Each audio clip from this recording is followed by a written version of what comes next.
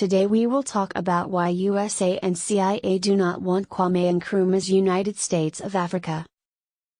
Kwame Nkrumah, the first president of Ghana, was a leading figure in the Pan-African movement and advocated for the creation of a United States of Africa.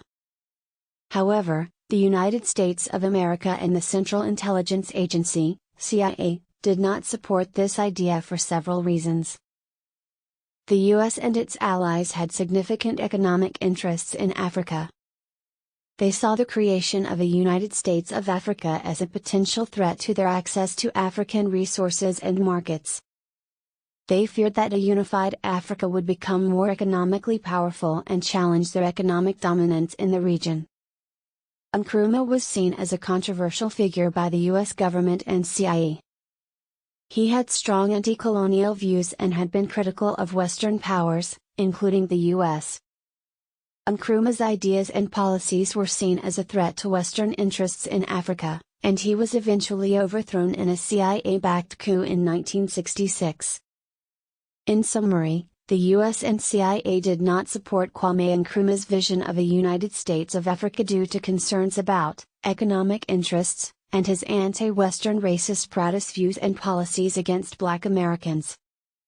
Expand the second part. Why the US and its allies had significant economic interests in Africa. They saw the creation of a United States of Africa as a potential threat to their access to African resources. During the 1950s and 1960s, the US and its allies had significant economic interests in Africa. Many Western countries, particularly those in Europe, had colonies in Africa and relied on African resources to fuel their economies. These resources included minerals, such as diamonds, gold, and uranium, as well as agricultural products like cocoa, coffee, and cotton. As African countries began to gain independence in the 1960s, there was a fear among Western powers that a unified Africa would become more economically powerful and challenge their economic dominance in the region.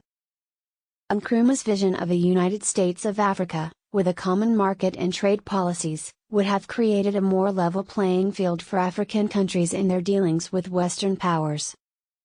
Furthermore, the creation of a United States of Africa would have likely led to increased cooperation and coordination among African countries, unification of Africans and its diaspora population in the USA and many other places, and create economic forces in the exploitation of their natural resources. This could have included greater regulation of resource extraction and increased bargaining power with foreign companies seeking to access African resources. Such developments would have been seen as a threat to the economic interests of Western powers, who relied on these resources to fuel their own economies. In summary, the fear among the US and its allies was that a United States of Africa would have disrupted the economic status quo in the region and challenged their economic dominance and access to African resources.